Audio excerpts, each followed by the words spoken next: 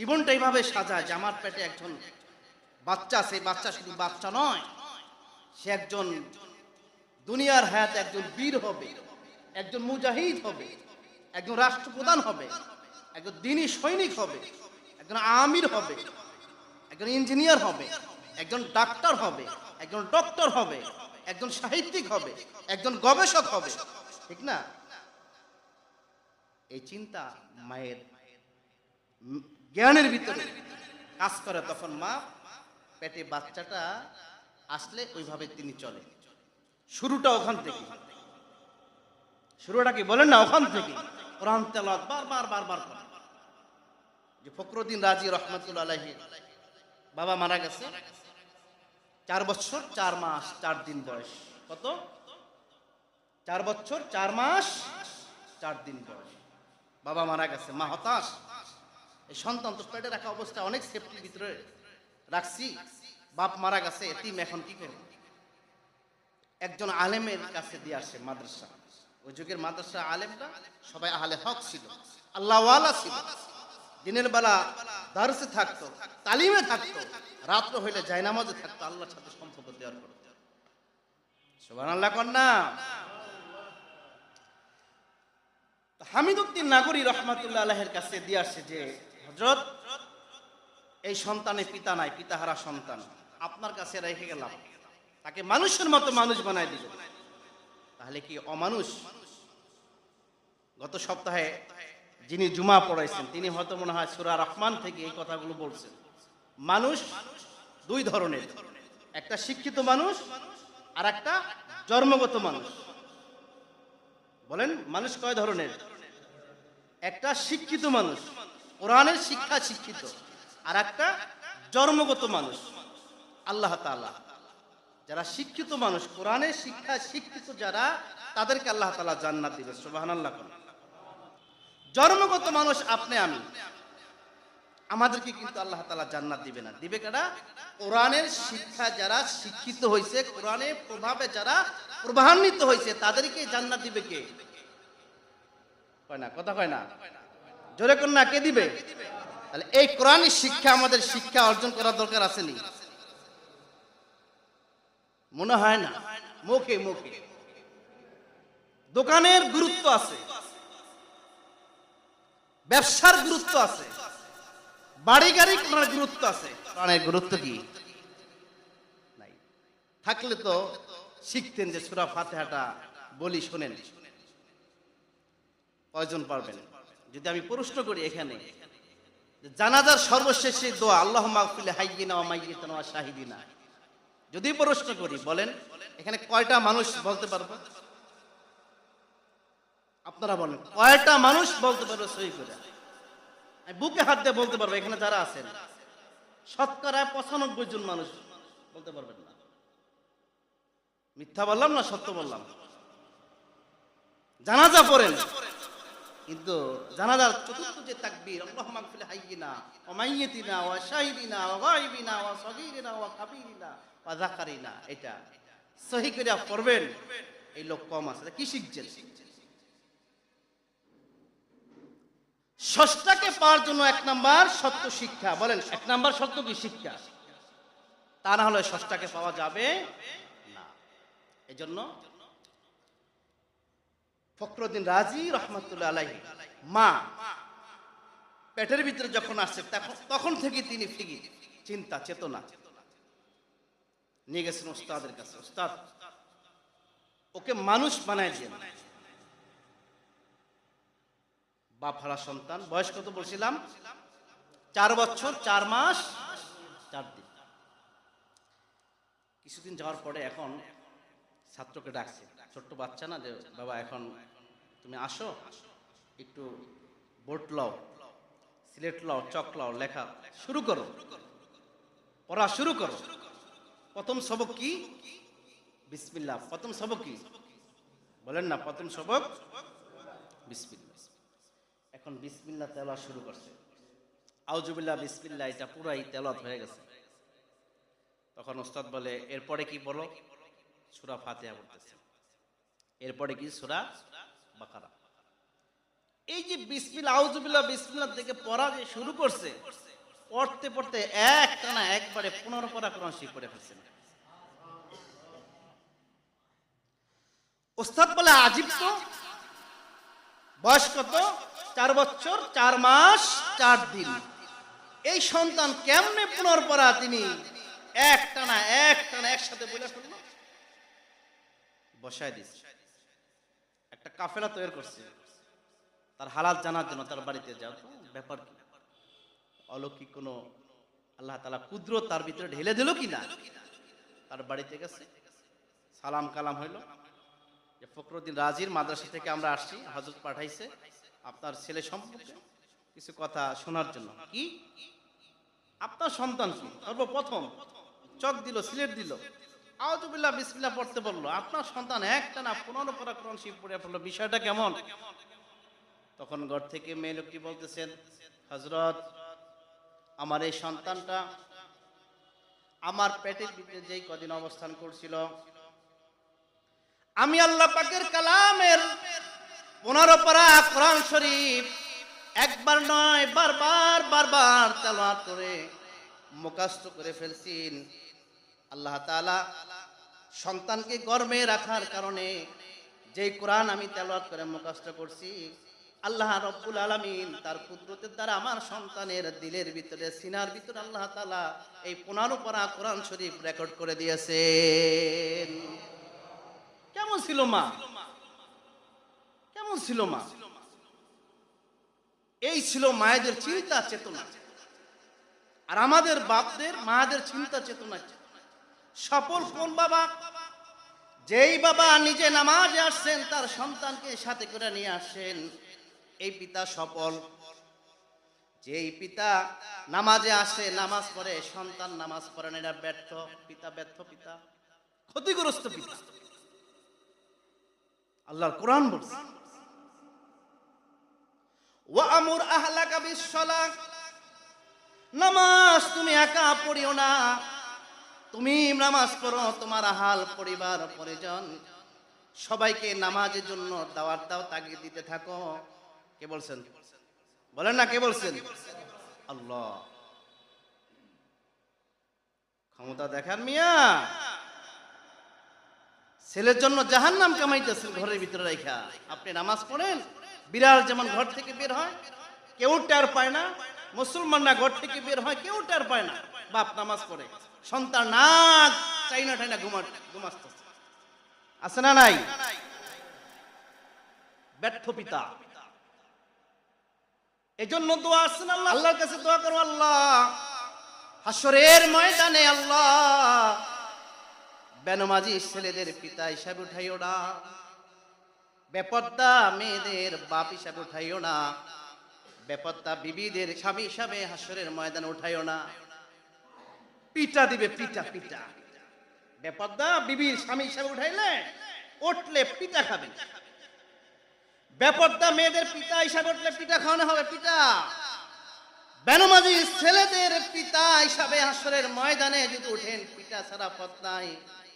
নবী নূহকে বলছে লাইসা মিন আহাল, যে সন্তান তাওহীদ মানে না, আল্লাহ মানে না, রাসূল মানে না, আল্লাহর কোরআন মানে না, নামাজ মানে না, নামাজ পড়ে না, এই সন্তানকে যদি তুমি নবী সন্তান হিসাবে পরিচয় দাও, নবুয়তের দফতর থেকে তোমার নবীর নাম আমি আল্লাহ কেটে দিব।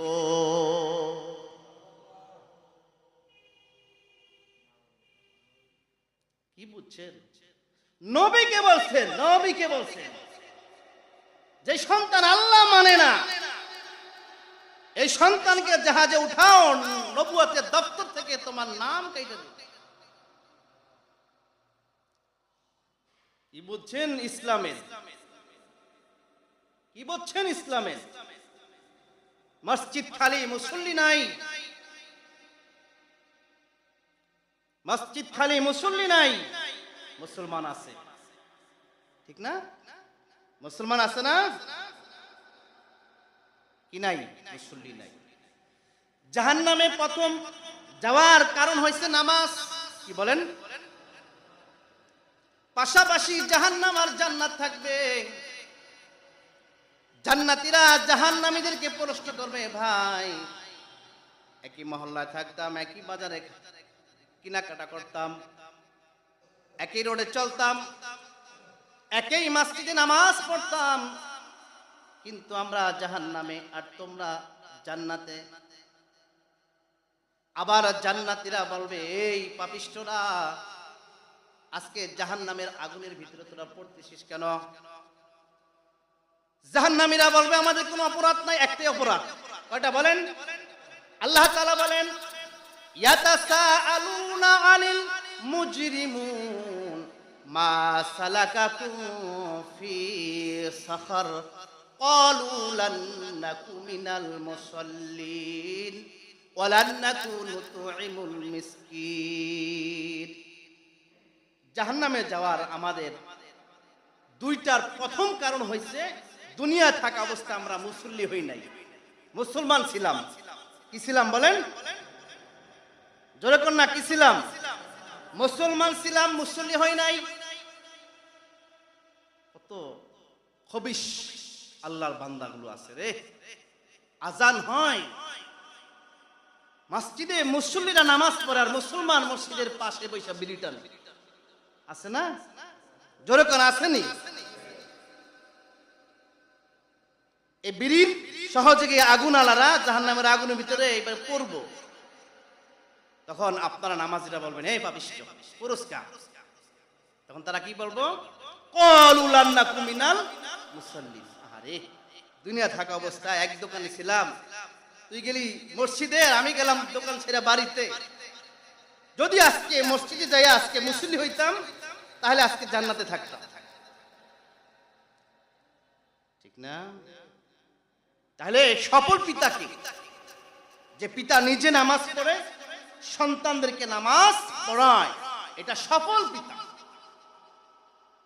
এই জন্য মায়ের পেটেই যখন বাচ্চা আছে, ওই সময় থেকেই আমার ভবিষ্যৎ পরিকল্পনা সামনে হাতে নিতে হবে।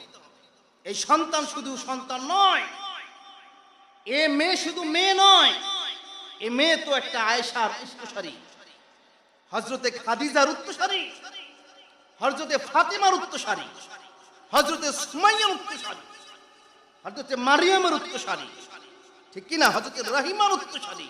সে শুধু মেয়ে নয়, সে একজন মা হবে, ভবিষ্যতে সে একজন বউ হবে, ভবিষ্যতে সে একজন শাশুড়ি হবে। মেয়ে হিসাবে, ছেলে হিসাবে তাকে ছোট চোখে দেখার সুযোগ নাই। পেটে যেটা আসছে, সে বাংলাদেশে একজন রাষ্ট্রপ্রধান হবে। এই ভবিষ্যৎ পরিকল্পনা নিয়ে বাচ্চা পেটে ধারণ করে। ঠিক কিনা? কি বলেন? ঠিক কিনা?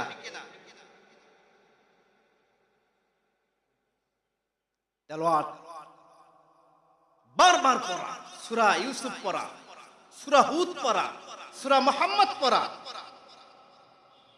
সূরা নূর পড়া, সূরা আল ইমরান পড়া, সূরা আহজাব পড়া, সূরা ইউসুফ পড়া, সূরা ইউনুস পড়া। অর্থাৎ নবীদের নামে, নেক মানুষের নামে যত সূরা আছে, এই সূরাগুলো বেশি বেশি তেলাওয়াত করা। আল্লাহ তাআলা নবীওয়ালা হিম্মত, নবীওয়ালা মেধা, নবীওয়ালা জিন্দেগি তার ভিতর আল্লাহ তাআলা অটোমেটিক দান করেন। সুবহানাল্লাহ কন্যা। আর যদি চিন্তা করে মেয়ে আসছেন, তাহলে সূরা নূর পড়া, সূরা মারিয়াম পড়া, সূরা তালাক পড়া, সূরা আহজাব পড়া। আল্লাহ তাআলা মারিয়ার উত্তরসূরি হিসেবে কবুল করবে। এগুলো শিখাইতে হবে মা বোনদেরকে, এগুলো মানতে হবে। মা বোনদের দাম আল্লাহ তাআলা কোরআনে বেশি দিয়েছেন। কি বলেন? ঠিক কিনা? কোরআনে কারিমার ভিতরে আল্লাহ তাআলা ডিটেইলস কোন পুরুষের নামে কোন সূরা আল্লাহ দেন নাই, নবী ব্যতীত। কিন্তু মা বোনদের ব্যাপারে আল্লাহ তাআলা 4টা সূরা নাযিল করেছেন। আলহামদুলিল্লাহ। কোন শুধু মানুষের নামে আল্লাহ তাআলা একটা সূরা নাযিল করেছেন, সূরা নাস। কোন সূরা? নাস। এই নাসের ভিতরে মহিলা আছে, পুরুষ আছে, জিন আছে, ইনসান আছে, আর বাকি যতগুলো পুরুষের নামে সূরা, এগুলো নবীদের নাম। আমভাবে কোনো মানুষের নামে আল্লাহ সূরা নাজিল করেন নাই। কিন্তু মহিলাদের নামে আল্লাহ তাআলা, মা বোনদের নামে 4টা সূরা আল্লাহ নাজিল করেছেন। সুবহানাল্লাহ। সূরা মারিয়াম মহিলাদের নামে, সূরা তালাক কার নামে, সূরা নূর কার নামে, কথা বলেন। 4টা সূরা আল্লাহ তাআলা কোরআনে মহিলাদের নামে আল্লাহ নাজিল করছেন। তাহলে এই মহিলারা দামি না বেদামি? কারণ মহিলা ঠিক সব ঠিক, কি বলেন? একজন মা ঠিক সব ঠিক। একবার মালয়েশিয়ার এক বাচ্চা দুনিয়াতে আসছে, সমানে কান্নাকাটি করে। ফকিরের কাছে নেন, হুজুরদের কাছে নেন, আলেমদের কাছে নিয়ে গেছেন, মগর কান্না থামতেছে না। পিতা মাতা হতাশ হয়ে গেছে, ব্যাপার কি? এত জায়গা নিলাম, এত জায়গা দেখাইলাম। একজন আল্লাহওয়ালা হুজুরের কাছে গেছেন, হযরত কত জায়গায় গেলাম, কত জায়গা নিলাম, বাচ্চা আমার কান্না থামতেছে না। হযরত আপনি একটু দেখুন। হযরত কোরআনে কারিমা তেলাওয়াত শুরু করলেন। সুবহানাল্লাহ। কি তেলাওয়াত শুরু করলেন? কোরআনে কারিমা। সুবহানাল্লাহ। যে ঘরের ভিতরে জিন পড়ে আসর আছে, কোরআন তেলাওয়াত শুরু করেন। সূরা বাকারা সর্বশেষ আয়াতে কারিমা জোরে পড়েন, জিন পড়ি ঘরে থাকবেন। বাচ্চা কাচ্চা অনেক দুষ্টামি করে, খেলাধুলা করে, কমান মানে না। কোনো তাবিজ তোমার দরকার নাই, সবচেয়ে বড় তাবিজ হলো আল্লাহর কোরআন তেলাওয়াত। কি তেলাওয়াত বলেন না? আল্লাহর কোরআন তেলাওয়াত ঘরের ভিতরে চালু করে, আয়াতুল কুরসি পড়ে, সূরা বাকারা সর্বশেষ 3 আয়াতে কারিমা তেলাওয়াত করে, সূরা কাহাফের সর্বশেষ 10 আয়াত তেলাওয়াত করেন। ঘরের ভিতরে কোনো জিন পড়ির আসর থাকবে না, অশান্তি থাকবে না, কোন ছেলে সন্তানকে জিনে পেটে ভূতে ধরবে না।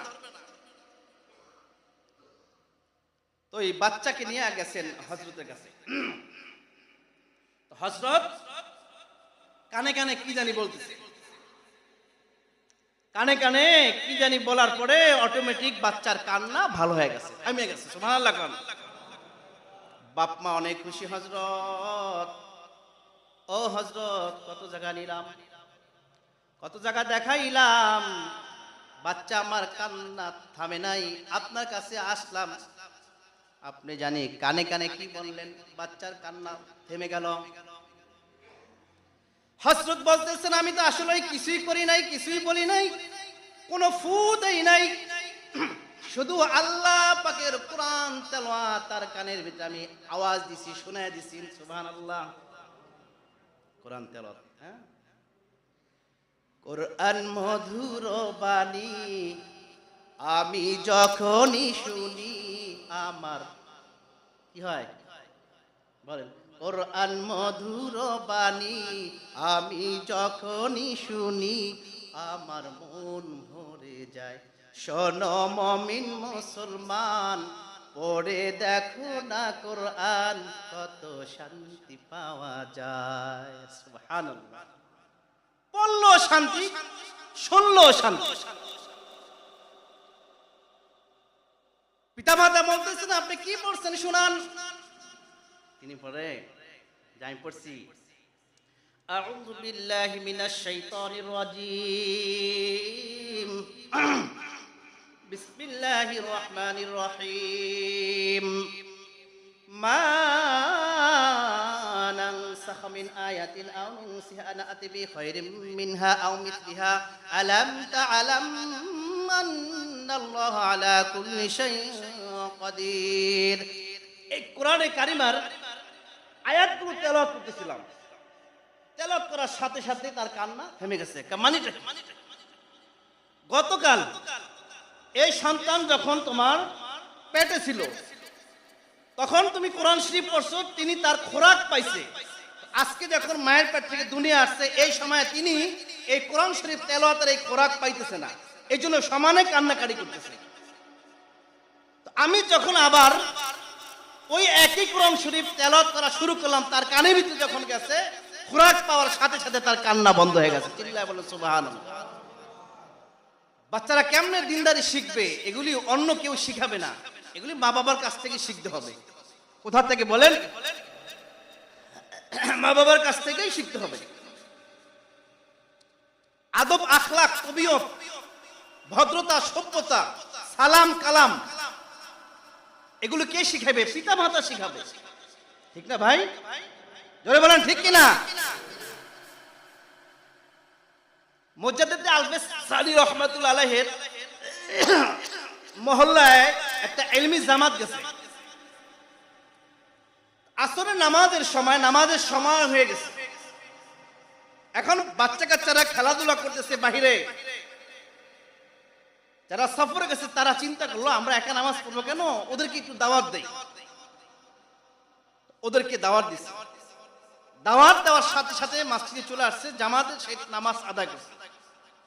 এখন যারা আলেম তারা বললো কি আজীব ব্যাপার, বাচ্চা মানুষ দাওয়াত দিলাম, অজু নাই, অজু ছাড়াই আমাদের সাথে আইসা নামাজ পড়লো, বিষয়টা অন্যরকম না?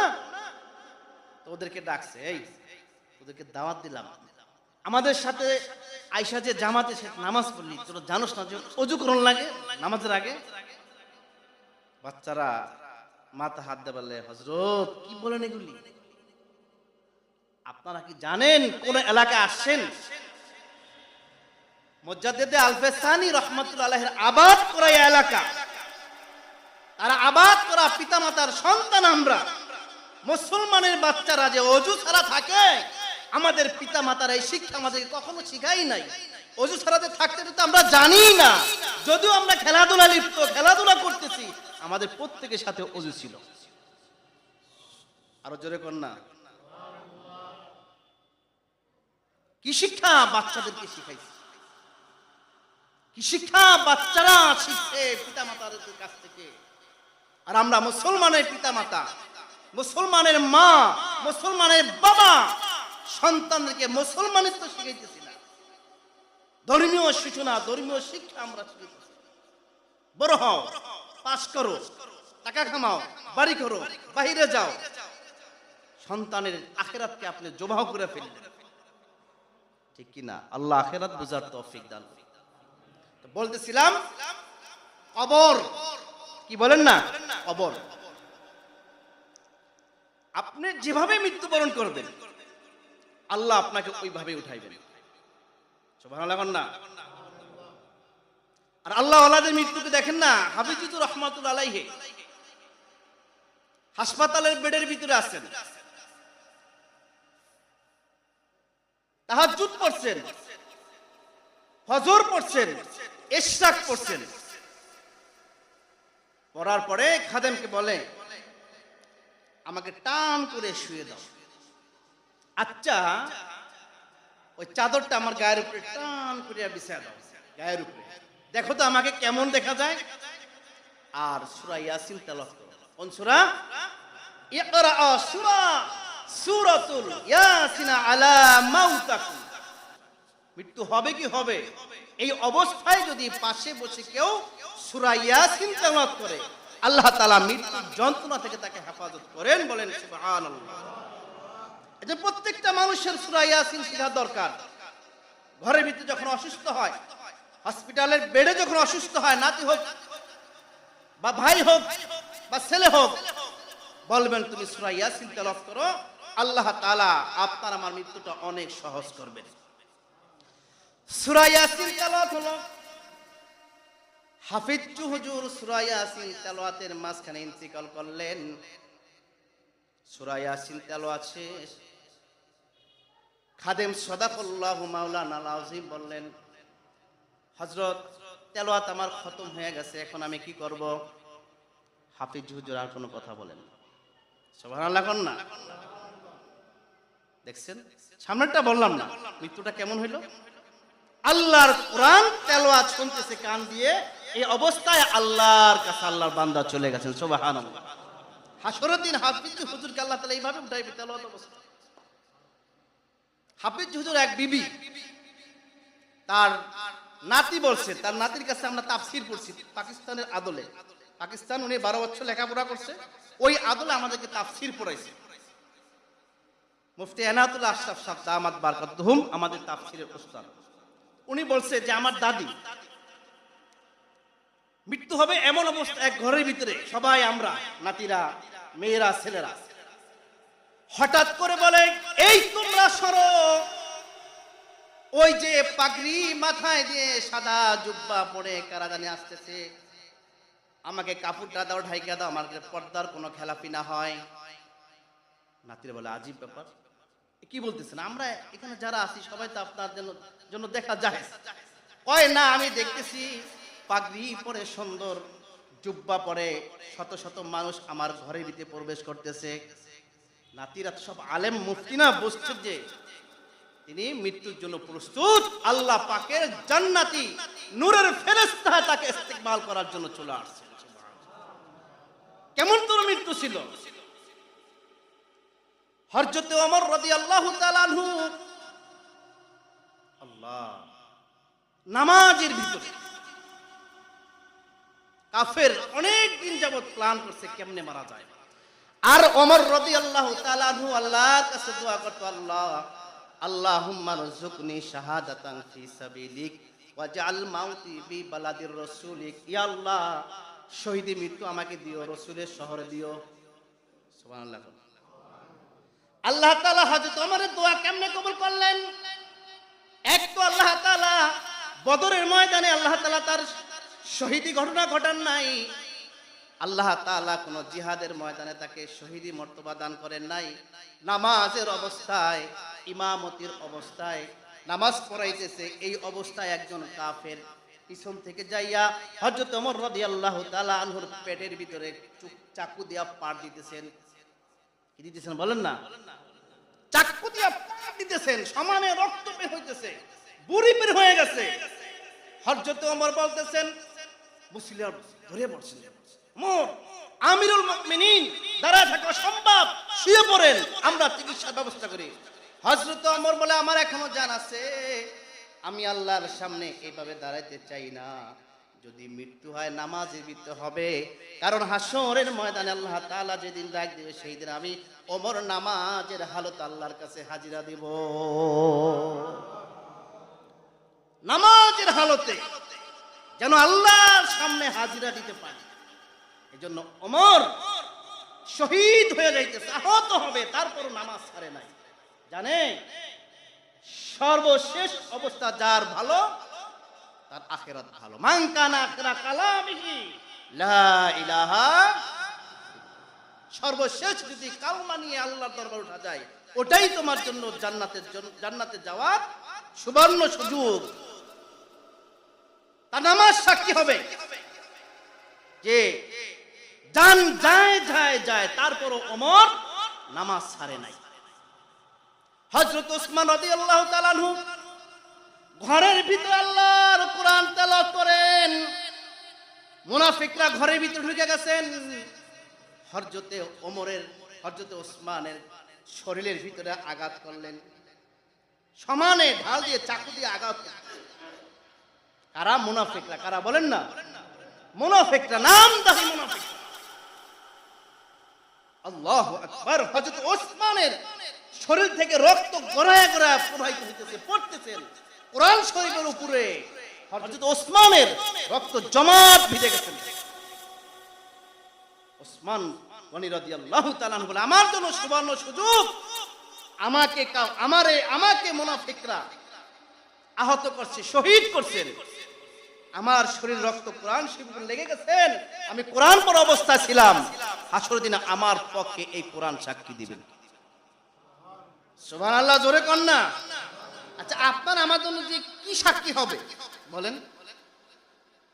এখনো মদিনা মিউজিয়ামের ভিতরে ওই যে হযরত ওসমান রাদিয়াল্লাহু তাআলা আনহুর কোরআন শরীফের তেলাওয়াত অবস্থা, কোরআন শরীফের পাতার উপরে যে রক্ত জমাট ছিল, এই রক্ত এখন আছে।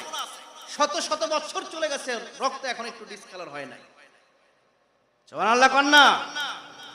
এই ওসমানের এই রক্ত, ওসমানের এই কোরআন হাসরের ময়দানে ওসমানের পক্ষে কথা বলবে, যে মৃত্যুর 1 সেকেন্ড আগেও এই ওসমান আল্লাহর কোরআন তেলাওয়াত করছে। চিল্লায় বলেন সুবহানাল্লাহ। আমরা কি নিয়ে উঠবো বলেন ভাই? আমরা কি নিয়ে উঠবো? মৃত্যু কেমন হবে? মানুষ মরে, আমরাও মরি, পশু পাখিও মরে। আরে আমাদের মরা আর পশু পাখির মরা কি এক? দেখেন আল্লাহ ওয়ালারা যারা দুনিয়া থেকে নিয়েছে, শত বছর হয়ে গেছে, কবর খনন করছে, কবরের ভিতরে দেখে এখন লাশ অক্ষত অবস্থা আছে। সুবহানাল্লাহ। সুলতান আহমদ গজনবী রহমাতুল্লাহ আলাইহি একজন পরম প্রতাপশালী বাদশাহ, আফগানিস্তানের। কি নাম? সুলতান আহমদ গজনবী। অনেক শক্তিশালী, অনেক সাহসী বাদশা ছিল, যিনি উপমহাদেশের উপর 17 বার অ্যাটাক করছে। এত বড় সুসাহসিকতা জিন্দেগি তিনি যাপন করছেন। তিনি যখন মারা যান, গজনব ওই সময়, তৎকালীন সময় যেই বাদশা হইতো, বাদশা যেখানে বসবাস করত ওখানেই তারা ওটাকে রাজধানী ঘোষণা দিত। এখন কাবুল আফগানের রাজধানী, ওই সময় ছিল গজনব শহর। সুলতান আহমদ গজনবী রহমতুল্লাহ ওখানে বসবাস করছে। 47 বছর পরে, কত বছর বলেন না? 47 বছর পরে ভূমিকম্প হয়েছে আফগানিস্তানে। ওই কবর ফাইটে গেছে। ঠিক আছে বলেন না, ফাইটে গেছে। তখন প্রেসিডেন্ট ছিল জহির সাহেব, ফ্রান্স থেকে ইঞ্জিনিয়ার আনছে কবরকে মেরামত করার জন্য। কবর যখন ভাঙছে, মেরামত করার জন্য ভিতরে যখন ঢুকছে, গিয়ে দেখে 48 বছর আগে যেভাবে সুলতান আহমদ গজনবীকে রাইখে আসছেন, একটুও পচে নাই, কফিন ওইভাবেই আছে, সেম টু সেম। তিনি বলল যে আমি ভিতরে ঢুকলাম, তার কফিনের ভিতরে, আমি কফিনের ভিতরে হালত দেখতে চাইলাম। দেখি সুন্নত তরিকা হাসি দিয়ে শুয়ে আছে, এই হাতটা বুকের উপর দিয়ে রাখছে, মনে হচ্ছে আল্লাহর কোরআন ধরে রাখছে। সুবহানাল্লাহ। কত মানুষ এভাবে আল্লাহ ওয়ালা মানুষ, আল্লাহকে যারা দুনিয়া থেকে অবস্থায় রাজি খুশি করে গেছেন, কবরের ভিতরে আল্লাহ তাআলা তাদেরকে ওইভাবে কি জান্নাতের বিছানা বিছায় দিয়েছেন। কারণ আপনি কি করতেছেন না করতেছেন দেখেন কে, বলেন না? এই সুলতান আহমদ গজনবী রহমাতুল্লাহ একটা ঘটনা বলছেন, 3-4 মিনিট আমি শেষ করব ইনশাআল্লাহ।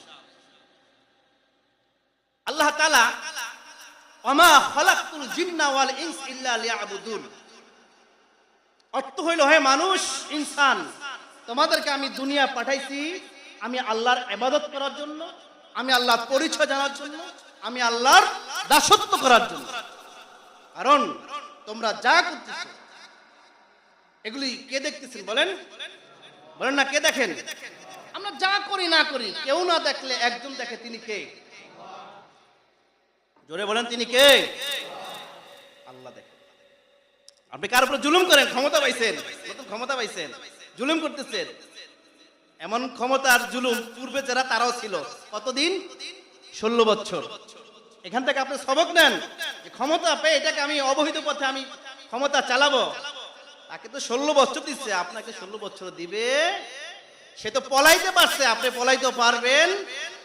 শিক্ষা এগুলো। ওমা খালাকতুল জিন্না ওয়াল ইনসা ইল্লা লিয়াবুদুন, আল্লাহ তাআলা মানুষদেরকে পাঠাইছে দুনিয়াতে আল্লাহর ইবাদত করার জন্য। কি করার জন্য বলেন? জোরে বলেন, কি করার জন্য? আর আল্লাহর ইবাদত করার জন্য। আরে উনি একটা ঘটনা বলছে, দেখেন পশু পাখি পিপিলিকা তাদেরকে আল্লাহ ইবাদত করার জন্য পাঠায় না। তারা যদি আল্লাহর কাছ থেকে চাইয়া দোয়া করে যদি তাদের ইবাদত তারা পূর্ণাঙ্গ করতে পারে, মানুষ আমাদেরকে আল্লাহ ইবাদত করার জন্য পাঠাইছে, আমরা কি আল্লাহর কাছে দোয়া করে আর চাইয়া আল্লাহ তাআলা হুকুম পুরা করতে পারবো না?